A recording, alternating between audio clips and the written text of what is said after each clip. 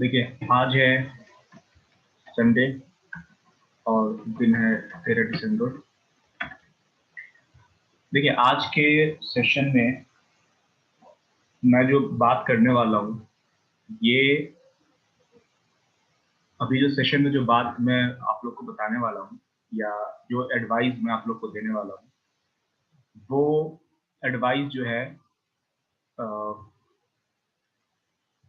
वो एडवाइस सबके लाइफ में चाहिए होता है बहुत ही इनिशियल स्टेज में, जब वो अपने ट्रेडिंग करियर की शुरुआत कर रहा होता है, उस वक्त चाहिए होता है। ठीक है, तो आप देखते होंगे कि जो एक्टर्स होते हैं, उनकी जो नेक्स्ट जनरेशन होती है, वो एक्टर बनते हैं। जो स्पोर्ट्समैन होते हैं, उनकी नेक्स्ट जनरेशन जो है वो स्पोर्ट्समैन ही बनते हैं मोस्ट ऑफ द टाइम। ठीक है, अगर मैं आपको बताऊं वॉरेन बफेट के बारे में, तो आप लोगों से बहुत लोगों को शायद पता होगा वॉरेन बफेट कितने बड़े इन्वेस्टर और one of the richest man in history इसलिए बने क्योंकि उनके जो फादर थे वो खुद जो है एक स्टॉक ब्रोकर थे। बहुत ही सक्सेसफुल नहीं थे, लेकिन वो खुद जो है ट्रेडर भी थे, स्टॉक ब्रोकर भी थे, और उनका इन्वेस्टमेंट वर्ल्ड से उनका रिश्ता था। ठीक है, तो जब उनके फादर ज़्यादातर जो ट्रेडर होते हैं, इन्वेस्टर होते हैं, वो घर से काम ही करते हैं। ऑफिस होता भी है तो बहुत कम यूज़ करते हैं वो लोग। तो वो अपने फादर के ऑफिस में जाया करते थे क्योंकि उनके फादर का ऑफिस घर की छत पे था। तो वहाँ पर जितनी किताबें होती थी वो सारा पढ़ लेते थे, और उसके बाद जब वो 12-13 साल के थे, उस वक्त उन्होंने इन्वेस्टमेंट पर सारी किताबें पढ़ ली थी, जो भी किताबें अवेलेबल थी उनके फादर की लाइब्रेरी में। तो उनके पास इतना नॉलेज 12-13 साल की एज में आ गया था कि वो बहुत कुछ जानते थे इन्वेस्टमेंट और ट्रेडिंग के बारे में, क्योंकि उनके पास में वो बुक्स थी जो उनके फादर अपने लिए रखते थे, वो खुद वॉरेन बफेट उसको पढ़ लेते थे। ठीक है, तो वॉरेन बफेट जो है शेयर मार्केट में इसलिए आए क्योंकि उनके फादर जो है शेयर मार्केट में ऑलरेडी थे। ठीक है, तो एक बहुत बड़ा जो क्रेडिट है वॉरेन बफेट के बिजनेस का उनके फादर को जाता है। तो वही मैं बता रहा हूँ आप लोग को कि अगर आप लोग को भी अगर अपनी नेक्स्ट जनरेशन चेंज करनी है ना, और आपको लगता है कि भैया मेरी जो जनरेशन, आने वाली जनरेशन, वो भी अल्ट्रा रिच फैमिली में गिनी जाए, तो उसकी शुरुआत आप कर रहे हैं यहाँ से। ठीक है, वॉरेन बफेट बने क्योंकि उनके फादर ने बहुत कुछ किया था, बहुत पैसा बनाया भी था स्टॉक मार्केट से। आप अगर अपने अपने जो है आने वाले जनरेशन के लिए वो पिलर भी बना देना, तो आने वाली नेक्स्ट जनरेशन आपकी बहुत आगे तक चली जाएगी। ठीक है, मैं आप लोग को एक बात और यहाँ पे ऐड करना चाहूंगा कि इस बात को बड़े ध्यान से समझिए। ये आपको सुनने में थोड़ा लगेगा कि यार ये ये सब जो है ट्रेनिंग सेशन में मैं क्यों बता रहा हूँ, लेकिन ये जानना बहुत जरूरी है आप लोग को। देखिए, हर चीज हर इंसान के लिए नहीं बना होता है। जैसे हम बचपन में हम सब क्रिकेट खेलते थे, लेकिन क्रिकेट हम सबके लिए नहीं बना हुआ था। जिसके लिए क्रिकेट बना हुआ था वो आज क्रिकेटर है, और क्रिकेट से अपनी जो है वो लाइवलीहुड चला रहा है, वो अपनी जीविका चला रहा है। जो क्रिकेट के लिए नहीं बने थे वो क्रिकेट छोड़ दिए धीरे धीरे सीख के। शेयर मार्केट भी उसी तरह है। मैं आपको एक ऐसा एक बिजनेस में एक फिलॉसफी है, अगर आप लोगों के किसी ने एमबीए किया है तो उसमें एक एक चैप्टर आता है और एक सेमेस्टर भी पूरा होता है जिसमें कहा जाता है कि मैरी योर बिजनेस, अपने बिजनेस से शादी करो। मैरी योर बिजनेस पार्टनर, यानी कि अपने बिजनेस पार्टनर से शादी करो। इसका मतलब ये नहीं है कि सही में जाके शादी कर लो। मैरी योर बिजनेस पार्टनर का मतलब ये होता है कि आप अपने बिजनेस को इतने क्लोजली, अपने अपने अपने बिजनेस के बारे में इतना क्लोज नॉलेज आप रखते हैं, और अपने बिजनेस के बारे में आप इतना जानते हैं जितना एक इंसान अपना वाइफ के बारे में जानता है, या एक वाइफ अपने हस्बैंड के बारे में जानती है। ठीक है, तो मैं आप लोगों से आज बोलूंगा कि आने वाले 5 साल के बाद या 2 साल के बाद में आप फ्रस्ट्रेट होकर ये बोले कि भैया मैं तो मार्केट से मेरा पैसा बना नहीं। ठीक है, या फिर मार्केट मेरे लिए नहीं है। तो मैं आपको आज ये बात आप लोग को मैं एडवाइस देता हूँ कि आज आप लोग आज रात को, आगे आने वाले हफ्ते में, या जो नया साल स्टार्ट होने वाला है, दिसंबर में 15 दिन बाकी है, इस 15 दिन में आप खुद से ये क्वेश्चन पूछिए, खुद से डिसाइड कीजिए कि क्या आप स्टॉक मार्केट से शादी कर सकते हैं। इसका मतलब ये कि क्या स्टॉक मार्केट इतना पसंद है कि भैया जो है आप इससे शादी कर लें। ठीक है, मेरा शब्दों पे नहीं जाएगा, लेकिन इसके इसके पीछे जो जो डीप अंडरस्टैंडिंग है, जो डीप मैं बात बोलना चाह रहा हूँ, उसको समझिए। और अगर नहीं है तो आप लोग स्टॉक मार्केट छोड़ दीजिए, आप लोग म्यूचुअल फंड में इन्वेस्ट कर लीजिए, या फिर एक जो है ब्लू चिप कंपनीज का पोर्टफोलियो बना के जब भी पैसे बचे उसमें डाल दीजिए और छोड़ दीजिए। रोज-रोज ट्रेड नहीं कीजिए और ना ही जो है आप बहुत ही एक्टिव रहिए स्टॉक मार्केट में, दूसरा बिज़नेस अपना कीजिए या जो आपको ठीक लगता है वो कीजिए। लेकिन अगर आपको लगता है कि नहीं स्टॉक मार्केट से मुझे इतना प्यार है कि मैं इससे शादी कर सकता हूँ और तो ही आप इस स्टॉक मार्केट में आइए, ठीक है? अब मैं एक तो मैंने ये टर्म यूज़ किया कि स्टॉक मार्केट से इतना प्यार हो, इतना पसंद हो कि क्योंकि इसमें प्रेशर बहुत ज़्यादा है, आपको पता है जब स्टॉप लॉस हिट होता है, हिट होने वाला होता है, ट्रेड आपका अगेंस्ट जाता है, तो कितना प्रेशर होता है। तो अगर आप इस प्रेशर को हैंडल कर सकते हैं, अगर आपको लगता है कि स्टॉक मार्केट आपको इतना पसंद है कि आप शादी कर सकते हैं, तभी इस मार्केट में रहिए, वरना इस मार्केट को गिव अप जितनी जल्दी कर दीजिए, आपका भी टाइम बचेगा और मेरी भी मेहनत बचेगी और आप जो है उस टाइम को अच्छी जगह लगा पाएँगे, ठीक है? अब इसी इसी बात में एक अगली लाइन मैं जोड़ूँगा, मैरी द स्टॉक। अब जो आने वाले सेशन में आपको बताऊँगा कि आपको वही उसी स्टॉक को खरीदना है, जो स्टॉक आपको इतना पसंद हो कि आप उससे शादी कर सकते हैं। जैसे मैं शब्दों पे नहीं जाइए, यानी कि आपको स्टॉक एंटर करने के पहले आप जो है समझिए इस बात को, क्या ये इतना अच्छा स्टॉक है कि ये इससे आप शादी कर लें? इतना बढ़िया होना चाहिए तब आप उस स्टॉक में एंटर करेंगे, स्पेशली जब आप ट्रेड कर रहे हैं या इन्वेस्टमेंट कर रहे हैं तो।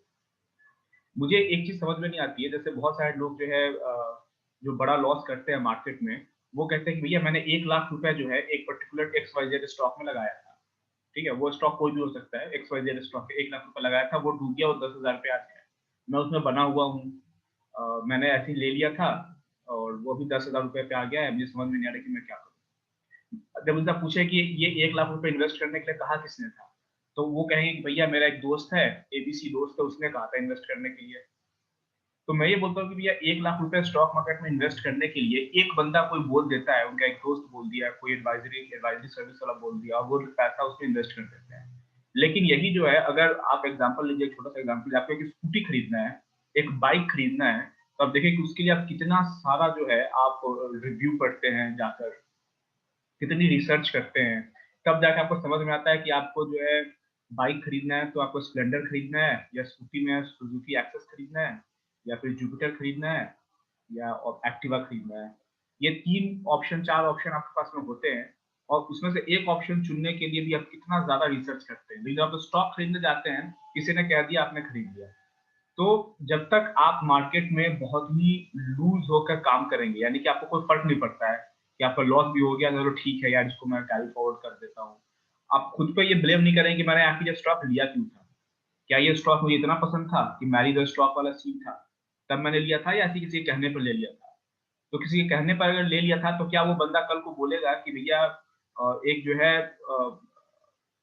एक नई गाड़ी लॉन्च हुई है, जैसे एग्ज़ाम्पल लीजिए, आपको अगर एक कार खरीदनी है और आपका बजट 10 लाख रुपए है, तो आप थोड़ा-सा बजट बढ़ा दीजिए, तो आप जो है कितना रिसर्च करते हो उसके ऊपर में। लेकिन 10 लाख रुपए जो एक स्टॉक मार्केट में वो लोग फिर से जो इन्वेस्ट करते हैं, तो कोई खास रिसर्च नहीं करते हैं।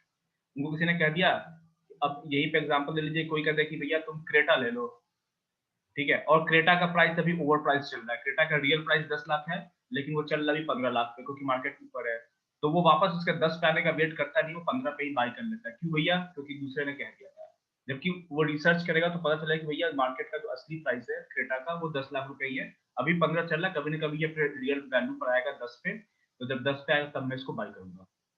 ठीक है? तो आपको मार्केट में बहुत ही सावधानी बरतनी है। आगे से मैं आप लोग को एक बात और यहाँ पर मैं बहुत ही क्लियरली बता दूँ कि जो लोग भी मेरे पास जो है आएँगे कल से, आगे से, और उन्होंने कोई भी चीज़ अगर डॉक्यूमेंट नहीं किया हुआ है, तो मैं उनकी एक बात नहीं सुनूँगा।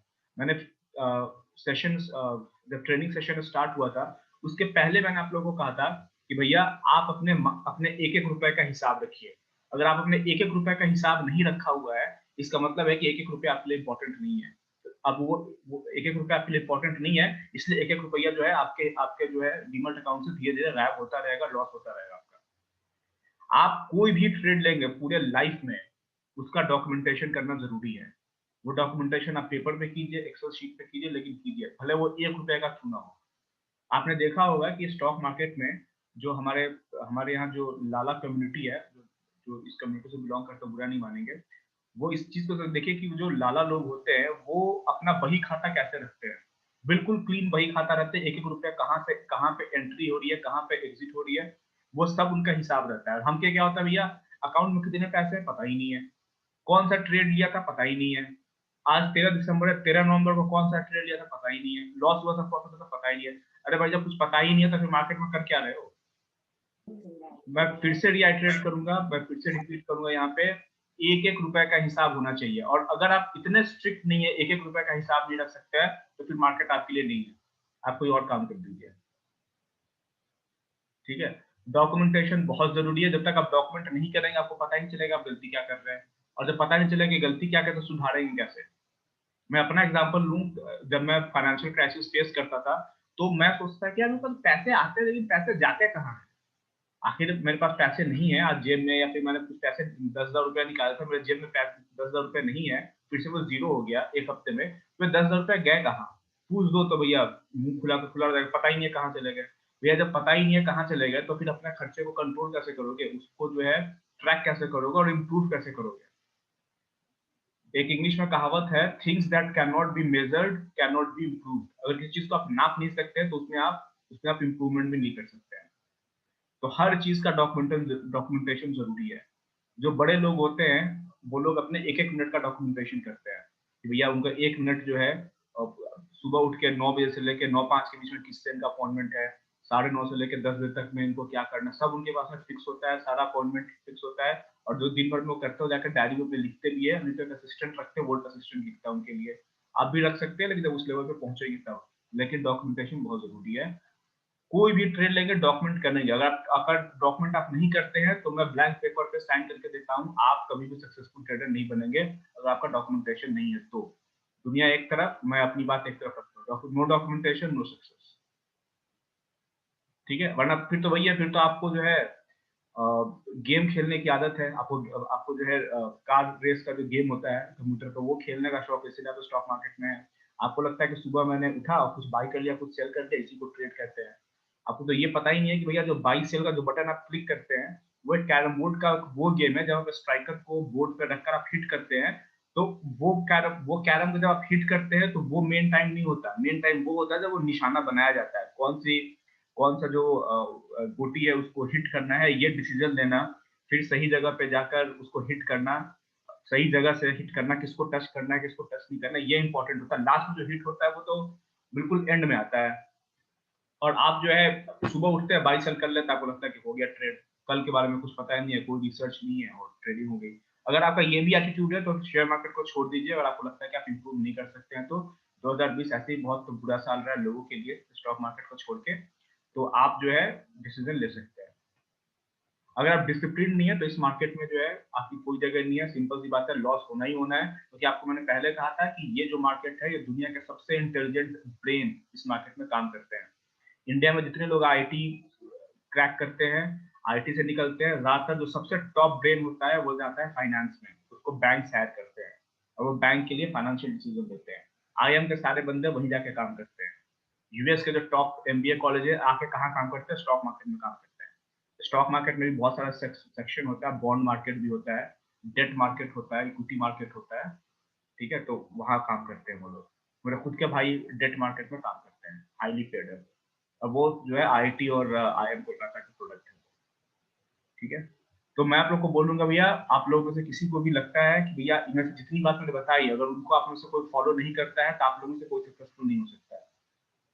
मैं फिर से बोलूंगा, बहुत ही आप डिसीजन लीजिए और इन सब बातों को फॉलो करना स्टार्ट कीजिए। बेसिक हाइजीन बेसिक डिसिप्लिन नहीं आएगा तब तक कुछ नहीं होने वाला है। ठीक उसी तरह से है कि आप सुबह जो है 12 बजे सोकर उठते हैं और आपको लगता है कि ये आपकी हेल्थ सही रहेगी या नहीं। हेल्थ सही होने के लिए और सक्सेस के पिनाकल को पाने के लिए आपको अर्ली मॉर्निंग उठ के एक्सरसाइज करना पड़ेगा, पता सबको होता है, करता कोई नहीं है। तो शेयर मार्केट का जो बेसिक हाइजीन है उसको आपको फॉलो करना पड़ेगा, जो रूल है उसको फॉलो करना पड़ेगा। इनफ हो गया। अब मैं आपको एक आज का जो सेशन है वो बहुत ही छोटा एक सेशन लेता हूँ और उसमें मैं इन्वेस्टमेंट के बारे में बताता हूँ। मैं हमेशा आप लोगों को कहता हूँ कि अगर आपको लाइफ लॉन्ग शेयर मार्केट में रहना है तो आपको 2 अकाउंट जो है मैनेज करना पड़ेगा। आपको हमेशा जो है कम से कम जो है, मैं तो मेरे पास तो खुद का 3 अकाउंट है, आपको कम से कम 2 अकाउंट अभी जो है अपने पास रखना होगा। पहला अकाउंट अकाउंट मतलब ट्रेडिंग अकाउंट जो 2 ब्रोकर के साथ होना चाहिए। पहला जिससे आप इंट्राडे करते हैं, ऑप्शन करते हैं, फ्यूचर्स करते हैं, जो भी करते हैं, यानी कि रोज का जो धंधा करते हैं, रोज बाई सेल करते हैं, वो अकाउंट है। और दूसरा एक है, आपको अपना पोर्टफोलियो बनाना है, ठीक है? पोर्टफोलियो बनाना है। आपको जो आपके पास अगर 1 लाख रुपए है, तो 1 लाख रुपए से आप इंट्राडे नहीं करेंगे। अगर आपके पास में 1 लाख रुपए है, तो आप कहेंगे कि ये 50,000 रुपए से मैं इंट्राडे करूँगा, यानी कि ये 50,000 रुपए मुझे इंट्राडे के लिए है और ये यही यही मैंने ऐड किया है, इसका मैं दोबारा इसमें ऐड नहीं करने वाला हूँ। और बाकी जो 50,000 रुपए है, इससे मैं पोर्टफोलियो मैनेज करूँगा, ठीक है? मैं 50,000 से इंट्राडे करूँगा, 50,000 से अपना पोर्टफोलियो बनाऊँगा और इस पोर्टफोलियो में देखता हूँ कि मैं कितने का रिटर्न बना पाता हूँ, ठीक है? तो कल को इसी 50, मान लीजिए 50, अब जब आप दोनों काम करेंगे, तो आपको समझ में आ जाएगा कि आप इंट्राडे अच्छा करते हैं या पोर्टफोलियो अच्छा बनाते हैं। और अगर आप इंट्राडे अच्छा करते हैं तब तो अच्छी बात है, इसका प्रॉफिट निकाल के आप पोर्टफोलियो में और डालते जाएँगे। इंट्राडे में बहुत ज़्यादा पैसे की ज़रूरत तो पड़ती नहीं है। और अगर पोर्टफोलियो अच्छा बनाते हैं तो धीरे-धीरे पोर्टफोलियो की तरफ शिफ्ट कर जाएँगे, इंट्राडे कम करेंगे। जब इंट्राडे में बिल्कुल नहीं शॉर्ट कुछ दिखे, तब आप इंट्राडे करेंगे, वरना नहीं करेंगे। कम से कम करने की कोशिश करेंगे और इंट्राडे सूट करता है तो आप करेंगे। तो मैं आज के सेशन में आपको बहुत ही जो है स्टेप बाय स्टेप कुछ बात बताने वाला हूँ। आपको सबसे पहले अपने अकाउंट में जितने भी पैसे हैं आपको 5,000, 10,000, 20,000, 25,000, 1 लाख, 2 लाख, 10 लाख जितना भी पैसा है उससे आप पोर्टफोलियो बनाइए। पोर्टफोलियो कैसे बनाना है उसका मैं आपको बहुत ही जो है एकदम बेसिक लेवल का जिसको हम बोलते हैं कि एकदम बेसिक लेवल की अंडरस्टैंडिंग वो मैं आपको देने जा रहा हूँ। ये ऑलरेडी आपको पता है, लेकिन आप इसको स्टेप बाय स्टेप फॉलो करेंगे तो आप हमेशा जो है सक्सेसफुल रहेंगे। सबसे पहली बात, जब आप पोर्टफोलियो बनाएँगे, तो जो पहला चीज़ आपको दिमाग में रखना है, वो आपको करना है आइडेंटिफाई द ट्रेंड। अगर आप मान लीजिए कल आपके अकाउंट में 1 लाख रुपए है और आपको पोर्टफोलियो बनाना है, तो आप सबसे पहले काम आप और आपको पोर्टफोलियो बनाने के लिए स्टॉक चुनना है। तो कौन-सा स्टॉक को आप चुनेंगे? सबसे पहले आप देखेंगे कि ट्रेंड कौन-सा चल रहा है। ट्रेंड कितने तरह के होते हैं? आप लोग को पता है, ट्रेंड 3 ही होते हैं, चौथा ट्रेंड दुनिया में कोई नहीं होता है। पहला होता है अप ट्रेंड, दूसरा होता है डाउन ट्रेंड और तीसरा होता है रेंज बाउंड मार्केट, राइट? इसको मैं लिख देता हूँ। अप ट्रेंड, अगर अप ट्रेंड में कोई स्टॉक है तो हम क्या करते हैं? ओनली बाय, सेल कभी नहीं करते हैं। बाय ऑन डिप्स कर लेंगे, टॉप पे भी बाय कर लेंगे, लेकिन सेल करने की गलती कभी नहीं करेंगे।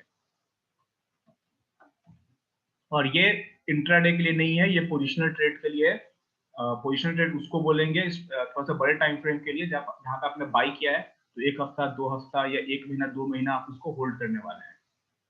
अगर कोई स्टॉक डाउन ट्रेंड में है, तो उसको आप सिर्फ सेल करेंगे, बाई कभी नहीं करेंगे। वो जैसे ऊपर आएगा, थोड़ा सा जो है पुल बैक लेगा, ऊपर की तरफ आएगा, ऊपर से शॉर्ट कर देंगे आप। और तीसरा है range bound. Range bound market में शुरू में आप बिल्कुल भी ट्रेड करेंगे, इसमें एक ही तरीका होता है, नो ट्रेड। जब आप एक्सपर्ट हो जाएंगे, आपको पता है कि इसमें ट्रेड करने का एक ही तरीका होता है। जब रेंज बाउंड है तो हम क्या करते हैं, बाई जो जो रेंज का जो सपोर्ट है वहां पे हम बाई करते हैं, buy at support and sell at resistance. और ऊपर रेसिस्टेंस पे हम सेल करके प्रॉफिट बुक कर लेंगे। या मैं यहाँ पे लिख देता इमेज, एक शॉर्ट इमेज बना देता हूँ। अगर कोई स्टॉक ऐसे रेंज में घूम रही है, अगर ये ऐसे ऊपर आई थी और अब ये ऐसे रेंज में घूम रही है ऐसे, तो इसमें आप कोशिश करेंगे कि इसमें आप ट्रेड ना करें, क्योंकि आपके पास बहुत सारे स्टॉक ऐसे होंगे जो या तो अप ट्रेंड में या तो डाउन ट्रेंड में है, रेंज में नहीं है। तो रेंज वाले को चुनना क्यों है? लेकिन फिर भी अगर आप एक्सपर्ट हो जाएंगे, तो जब रेंज में कोई स्टॉक होता है तो करते क्या है, जब भी अपने सपोर्ट लेवल पे आता है हम उसको बाई कर लेते हैं और यहाँ पे सेल करके प्रॉफिट बुक कर लेते हैं। या अगर रेजिस्टेंस पे आया तो ऊपर से सेल कर देंगे और जब नीचे आएगा तो यहाँ पे प्रॉफिट बुकिंग कर देंगे, सपोर्ट पे बाई करके प्रॉफिट बुकिंग कर देंगे। अब सवाल ये उठता है कि बहुत सारे लोगों को दिक्कत होती है कि भैया ट्रेंड पहचानना नहीं आ रहा है। पता तो ये है कि ये अप ट्रेंड है, मार्केट ऊपर जा रही है तो, और ये पता है कि ये डाउन ट्रेंड है अगर मार्केट नीचे जा रही है तो। लेकिन ये अप ट्रेंड डाउन ट्रेंड में वो ज्यादा नॉलेज के चक्कर में वो कंफ्यूज हो जाते हैं, उनको अप ट्रेंड और डाउन ट्रेंड में भी जो है कंफ्यूजन हो जाता है। तो बहुत छोटा सा इसमें मैं आपको सोल्यूशन दूंगा कि भैया जिसको शेयर मार्केट के बारे में बिल्कुल भी नॉलेज नहीं है, वो अगर चार्ट देख के बोल दे कि भैया ये मार्केट ऊपर जा रही है तो अप ट्रेंड में है, और जिसको शेयर मार्केट के बारे में बिल्कुल नॉलेज नहीं है, जो पढ़ा लिखा भी नहीं है, वो चार्ट देख के बोल दे कि ये तो नीचे की तरफ जा रहा है, प्राइस लाइन चार्ट लगा दीजिए आप उसमें, तो वो डाउन ट्रेंड में है। आई होप कि अप ट्रेंड और डाउन ट्रेंड पहचानने में आपको कोई दिक्कत नहीं होगी। आजकल सारे स्टॉक अप ट्रेंड में है, तो करना क्या होता है, अगर आप स्विंग ट्रेडर है, पोजिशनल ट्रेडर है, तो थोड़ा सा इसमें करेक्शन आए नीचे तो आप नीचे से बाई कर लेंगे, ठीक है। अगर आप पोर्टफोलियो बना रहे हैं और आप फ्यूचर में ट्रेड नहीं करते हैं तो पहले सेल आप नहीं कर सकते, आपको पहले बाई ही करना पड़ेगा। तो जो भी स्टॉक अप ट्रेंड में है और वो अपने सपोर्ट लेवल के आसपास में है, वहां पे आपको बाई करना है। अगर आप फ्यूचर में ट्रेड करते हैं और वो भी कैरी फॉरवर्ड फ्यूचर में, यानी कि आज आपने लिया है उसको आप 1 महीने तक अपने पास रख सकते हैं, तब आप डाउन ट्रेंड वाले स्टॉक को थोड़ा सा ऊपर आने पर सेल कर सकते हैं। लेकिन ये आप ज्यादा नहीं करेंगे आप, क्योंकि आप लोगों में से शायद ही बहुत कम लोग हैं जो फ्यूचर में कैरी फॉरवर्ड ट्रेड लेते हैं। तो आपको जनरली फोकस किस पे करना है, जो ट्रेंड में है उसको बाई ऑन डिप्स पे काम करना है, और जो स्टॉक ऊपर की तरफ है, जो ऊपर की तरफ जा रही है अप ट्रेंड में, उसको आपको बाई करना है, ठीक है। तो सबसे पहला काम वो आपको क्या करना है, आइडेंटिफाई द ट्रेंड। ट्रेंड आपको पता होना चाहिए कि अप ट्रेंड में कौन सा है, डाउन ट्रेंड में क्या है, और रेंज बाउंड कौन सा है। रेंज बाउंड में सबसे बढ़िया तरीका है कि नो ट्रेड कीजिए, लेकिन जब एक्सपीरियंस हो जाएगा तो उसका एक ही तरीका होता है ट्रेड करने का, कि buy at support and sell at resistance, ठीक है। जब ये अब जब आपको स्टॉक सेलेक्ट करना है पोर्टफोलियो बनाने के लिए, तो सबसे इंपॉर्टेंट जो चीज देखनी है वो यही है कि अप ट्रेंड में होना चाहिए और उसमें सिर्फ बाई करना है, ठीक है। नेक्स्ट इसमें आप क्या देखना है,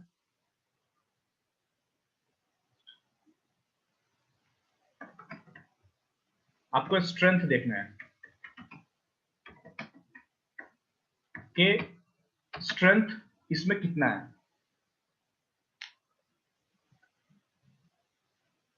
ठीक है। स्ट्रेंथ देखना मैं ऑलरेडी आप लोगों को बता चुका हूं। ये देखिए स्टेप बाय स्टेप प्रोसेस है। अगर आप लोग कल से जो है इसी चीज को फॉलो कर लेना, सिर्फ इसी चीज को फॉलो कर ले, तो आप हाईली सक्सेसफुल हो गए आने वाले कुछ सालों के बाद में, क्योंकि आपका जो पोर्टफोलियो है वो हर साल 20-25% तो आराम से बढ़ेगा। और आप मार्केट में फुल टाइम एक्टिव है, इंट्राडे भी करते हैं और पोजिशनल ट्रेड भी करते हैं, और डिलीवरी में शेयर्स को लेके, तो 20-25% का रिटर्न आप हर साल आसानी से बना सकते हैं। करना क्या है आपको पता है, स्टेप बाय स्टेप प्रोसेस बता दूं। पहले ट्रेंड को आइडेंटिफाई कर लेना है। ट्रेंड को आइडेंटिफाई करने के बाद आपको स्ट्रेंथ देखना है कि किसी स्टॉक में कितनी स्ट्रेंथ है, ठीक है। स्ट्रेंथ देखने का जो जो तरीका है वो आप देख सकते हैं इसको, जो नॉर्मल जो हम स्विंग हाई स्विंग लो देखते हैं और जो करेक्शन देखते हैं उसके हिसाब से आप देख सकते हैं। जैसे एग्जांपल लीजिए, ये बहुत शुरू में ही मैंने बताया था कि कोई स्टॉक ऐसे ऊपर जा रहा है और ये नीचे आया, फिर ऊपर गया, फिर नीचे आया, आपको स्ट्रेंथ दिख रहा है यहाँ पे आप स्लोप देख सकते हैं। ऑलरेडी बता चुका हूँ कि यहाँ पे स्लोप अच्छा होना चाहिए, अच्छे स्लोप से ऊपर जा रहा है, क्योंकि आप पोजिशनल ट्रेड कर रहे हैं तो आप जो है टाइम फ्रेम बड़ा रखेंगे, 1 डे का टाइम फ्रेम में देख सकते हैं या 4 आवर्स का टाइम फ्रेम में देख सकते हैं। अब इसका कोई फिक्स रूल नहीं है कि आपको 1 डे के टाइम फ्रेम में देखना है या 4 आवर्स के टाइम फ्रेम में देखना है या आवरली टाइम फ्रेम में देखना है। वो आपको हर टाइम फ्रेम में देखना है और देखना है कि आपका माइंड जो है किस टाइम फ्रेम पे अच्छा काम कर रहा है, और किस टाइम फ्रेम पे अगर आप ट्रेड लेते हैं पोजिशनल, तो आप अच्छा प्रॉफिट करते हैं। मैं जनरली 4 आवर्स के ट्रेड के टाइमलाइन पे, अगर मैं 4 आवर्स के टाइम फ्रेम पे देखता हूँ मैं चार्ट को, तो मैं पोजिशनल के लिए अच्छे स्टॉक्स ढूंढ लेता हूँ। तो स्ट्रेंथ कैसे देखते हैं, नॉर्मल सा आप स्लोप देख लेंगे कि स्लोप कैसे ऊपर की तरफ जा रहा है, कितने एंगल से ऊपर की तरफ जा रहा है। जब ये इंपल्सिव मूव बनाया, ये करेक्टिव मूव बनाया, जब दोबारा इंपल्सिव मूव बना रहा है तो किस एंगल से ऊपर की तरफ जा रहा है, आप स्लोप से पता कर सकते हैं। दूसरा क्या होता है, अगर आप मार्केट ऊपर की तरफ जा रही है तो आप ये जो पुल बैक ले रहा है, मेक श्योर कि ये पुल बैक अगर 50% है तब तो ये परफेक्ट है। 50% का पुल बैक लेके ऊपर जा रही है यानी कि ये मार्केट अभी बहुत ऊपर जाएगी। अगर कोई भी स्टॉक जो पुल बैक ले रहा है वो पिछले मूव का 50%, 50% का मूव देके फिर ऊपर की तरफ जा रहा है, यानी कि ये रैली जो ऊपर जाने की है वो बहुत बहुत दूर तक जाने वाली है, तो इसमें आप एंटर कर सकते हैं। लेकिन अगर 60% का भी पुल बैक ले रहा है, 60% का, तभी भी एक्सेप्टेबल है। अब बिल्कुल एक डीप पुल बैक ना हो जाए कि यार ये 10 रुपए ऊपर गया और नीचे फिर 8 रुपए आ गया, और फिर ये 12 रुपए ऊपर गया, तो ये स्ट्रेंथ इसमें नहीं है। स्ट्रेंथ कई बार होता है, कई बार ऐसे जैसे बजाज फाइनेंस ले लीजिए, जब ये ऊपर चलता है तो बिल्कुल ऐसे चलता है, ऊपर गया थोड़ा सा पुल बैक लेगा 10% का, फिर ऊपर आप वेट करते रह जाएंगे, ये रुका ही नहीं, फिर ये थोड़ा सा पुल बैक लेगा, फिर ऊपर चला गया। तो आप उस स्टॉक की हिस्ट्री देखकर भी पता कर सकते हैं कि ये पुल बैक लेगा तो कितना पुल बैक लेता है। कई कई स्टॉक होते हैं जो बहुत डीप पुल बैक लेते हैं, कई होते हैं जो स्मॉल पुल बैक लेकर ऊपर चले जाते हैं, क्योंकि वो सबका फेवरेट होता है।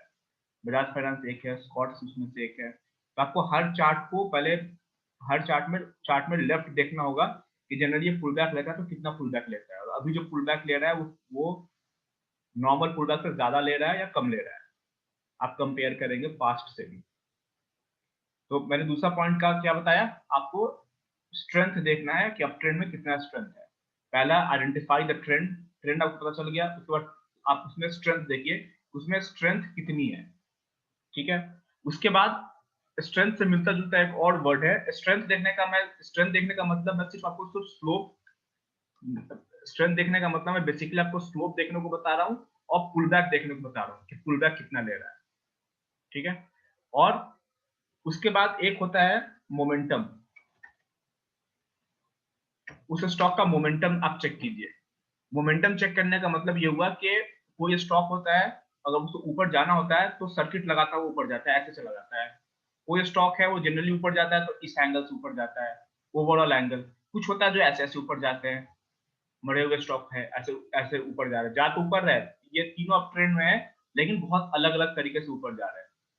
तो आपको इस स्टॉक में एंट्री नहीं लेनी है। क्यों लेनी है एंट्री, इतना स्लो ऊपर जा रहा है कि वो आपका 2 साल खा जाएगा और ये 20% का रिटर्न नहीं देगा। तो आपको हमेशा मोमेंटम ट्रेड करना है। मोमेंटम ट्रेड का एक और मतलब ये होता है कि आपको ये देखना है कि वो स्टॉक पास्ट में जब भी अपना कोई रेजिस्टेंस लेवल ब्रेक करता है तो क्या बहुत ज्यादा ऊपर जाता है फिर, और फिर ये ऊपर ऐसे ट्रेड कर रहा है। फिर इसने यहाँ पे एक रेजिस्टेंस बना लिया, तो आपको ये दिख रहा है कि इसने पिछली बार अपना रेजिस्टेंस ब्रेक किया था, सपोज कीजिए ये ऐसे ट्रेड कर रहा था, पिछली बार जब अपना रेजिस्टेंस यहाँ पे ब्रेक किया था तो ये मूव आया था, इतना बड़ा मूव आया था।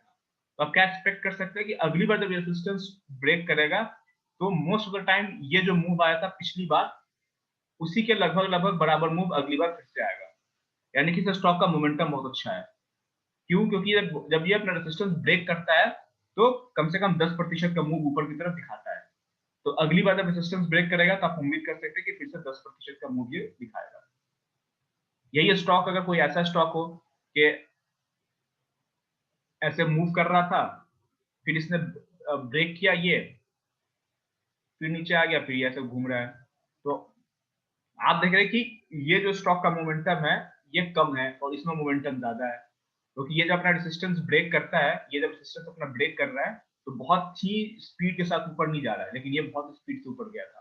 यानी अगली बार जब अपना रेजिस्टेंस ब्रेक करेगा तो बहुत तेजी के साथ ऊपर जाएगा। तो आपको मोमेंटम उसमें चेक करना है, ठीक है। पहले पहले ट्रेंड आइडेंटिफाई करना है, फिर स्ट्रेंथ देखना है, फिर उसमें मोमेंटम देखना है, फिर उस मोमेंटम ये थर्ड टॉपिक है।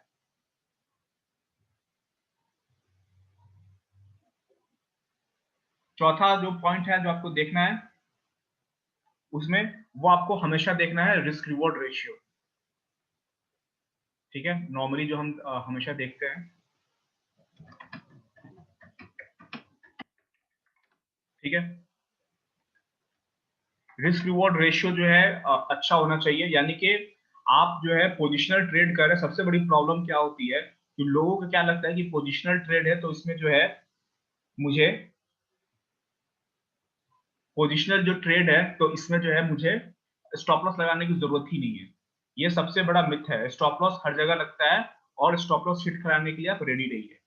पोजिशनल ट्रेड में भी, जब पोजिशनल ट्रेड में आता स्टॉप लॉस अगर आपका ब्रोकर लगाने का देता है ऑप्शन तो आप लगाएंगे, और अगर आप नहीं लगाते हैं तो आप जो है अपने ट्रेडिंग डेस्क के सामने दीवार पे लिख कर रखेंगे कि ये पर्टिकुलर स्टॉक मैंने बाई किया है, इसका स्टॉप लॉस ये है, अगर इसने अपने अपना ये प्राइस पे चला गया, मेरे स्टॉप लॉस वाले प्राइस पे चला गया तो मैं मैनुअली एग्जिट कर दूंगा। कोई इमोशनल लोचा नहीं, क्योंकि भैया स्टॉक आपने इसलिए लिया था क्योंकि उसमें आपका प्रॉफिट होगा, जब प्रॉफिट नहीं हो रहा है, जब वो लॉस हो रहा है तो मैं उसको काट दूंगा।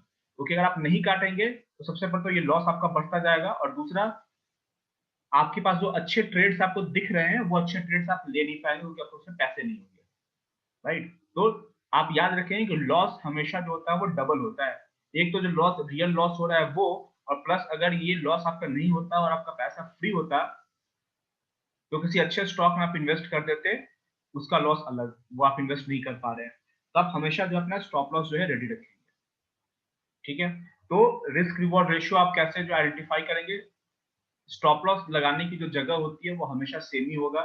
जैसा कि आप लोगों को पता है स्टॉप लॉस हम कहाँ लगाते हैं, जब मार्केट अगर ऊपर की तरफ ऐसे मूव कर रही है ऐसे, तो जहां से मार्केट जो है अपना सपोर्ट बनाकर उठा है वहां पे जो है अगर आपने यहाँ बाई किया है तो ये आपका स्टॉप लॉस रहेगा।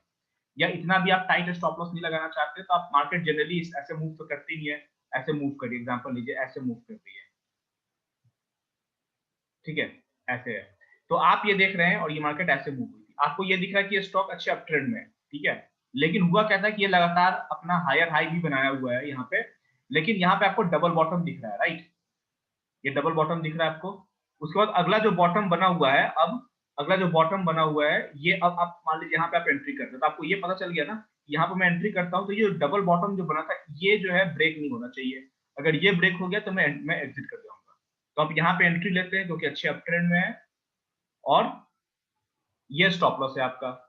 तो आपने डबल बॉटम आपको दिख रहा है तो यहाँ पे आपने स्टॉप लॉस लगा दिया। स्टॉप लॉस लगाने के और भी कई तरीके होते हैं, किसी मूविंग एवरेज के पास लगा सकते हैं, कई स्टॉक्स होते हैं जो 21 के मूविंग एवरेज को अच्छे से फॉलो करते हैं, कई स्टॉक होते हैं जो 50 के मूविंग एवरेज को फॉलो करते हैं। एग्जांपल लीजिए ये 50 का मूविंग एवरेज है ऐसे, ठीक है, अब ये जो स्टॉक है इस तरह से चल रहा है और आपने यहाँ पे बाई किया, यहाँ पे बाई किया, तो आपको पता है कि यार पीछे से ये 50 के मूविंग एवरेज को रिस्पेक्ट करता आ रहा है, तो अपना स्टॉप लॉस यहाँ पे अगर आप बाई कर रहे हैं क्योंकि ऑलरेडी बहुत मूव दे दिया, तो आपका स्टॉप लॉस कहाँ होगा, जो 50 का मूविंग एवरेज है उसके नीचे रहेगा। और 50 का मूविंग एवरेज आप यहाँ क्यों यूज कर रहे हैं, क्योंकि पास्ट में ये 50 के मूविंग एवरेज को रिस्पेक्ट कर रहा है इसलिए। कोई मैसेज कर रहा है,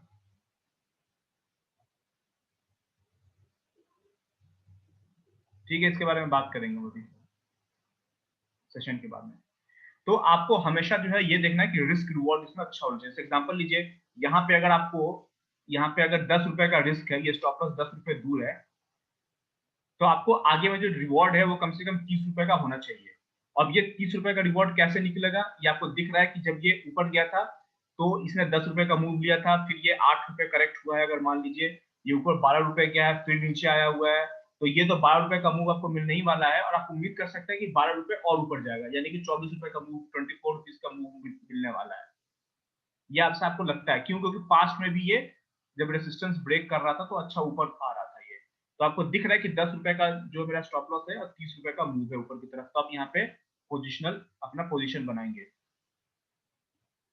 ठीक है, डिलीवरी में स्टॉक को लेंगे। तो हमेशा आपको रिस्क रिवॉर्ड देखना है, प्रॉपर स्टॉप लॉस लगाना है। अगर आपको स्टॉप लॉस ही नहीं पता है किसी स्टॉक में तो उस स्टॉक में आप एंट्री नहीं करेंगे, अगर आपको स्टॉप लॉस समझ में नहीं आ रहा है तो। स्टॉप लॉस हर जगह हर स्टॉक के लिए अलग अलग तरीके से आप आइडेंटिफाई कर सकते हैं। जनरली मैं मूविंग एवरेज यूज नहीं करता हूँ, लेकिन कई स्टॉक होते हैं जो बहुत किसी भी पर्टिकुलर मूविंग एवरेज को बहुत अच्छा रेस्पेक्ट करते हैं, तो भैया वो करते हैं तो हमें भी यूज करना पड़ेगा, हम भी देख लेंगे, चलो ठीक है हम लगा के देख लेते हैं। अगर ये किसी पर्टिकुलर मूविंग एवरेज को रिस्पेक्ट करता हुआ ऊपर जा रहा है, अगर हम यहाँ पे एंट्री ले रहे हैं तो हम उसी मूविंग एवरेज के नीचे में स्टॉप लॉस डाल देंगे, और ये जितना स्टॉप लॉस है जितने रुपए का उससे 3 गुना, 2.5 गुना, 2 गुना कम से कम हमारे पास में रिवॉर्ड होना चाहिए। 2 गुना नहीं, 3 गुना रिवॉर्ड रखिए। बहुत सारे स्टॉक है, मेहनत कीजिए, स्टॉक्स मिलेंगे आपको, ये ऊपर जब जाएगा तो हम यहाँ पे प्रॉफिट बुक करेंगे अपना।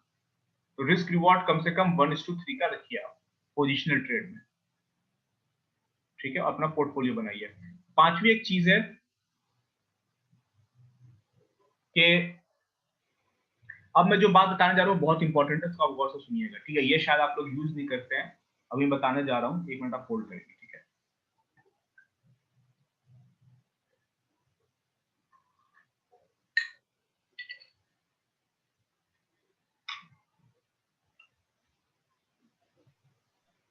अब देखिए, आप लोगों ने ये देखा होगा, किसी ने मैसेज किया, 1 मिनट होल्ड कीजिएगा।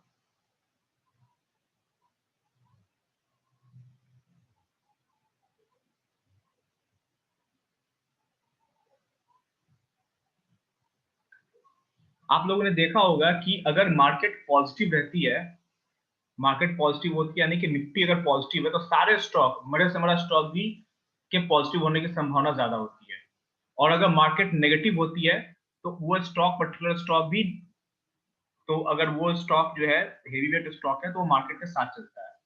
तो मोस्ट ऑफ द टाइम अगर किसी स्टॉक पर न्यूज ना हो तो वो निफ्टी को फॉलो करता है, ठीक है। अगर आप किसी स्टॉक में अगर पोजिशनल ट्रेड ले रहे हैं तो मेक श्योर कि आप को 3 चीजें देखनी है, तो क्या पोजिशनल ट्रेड ले रहे हैं यानी कि आप 1 हफ्ते, 2 हफ्ते, 1 या 2 महीने के लिए वो उस स्टॉक को आप अपने पास रखने वाले हैं, ठीक है, और आप उसमें 10-20% का रिटर्न जो है एक्सपेक्ट कर रहे हैं, इसलिए आप वो स्टॉक में आप एंट्री ले रहे हैं, 2 महीने में 10% का रिटर्न एक्सपेक्ट कर रहे हैं डिलीवरी में। अगर आप वैसा स्टॉक आपको मिलता है तो उसको आप कंपेयर करेंगे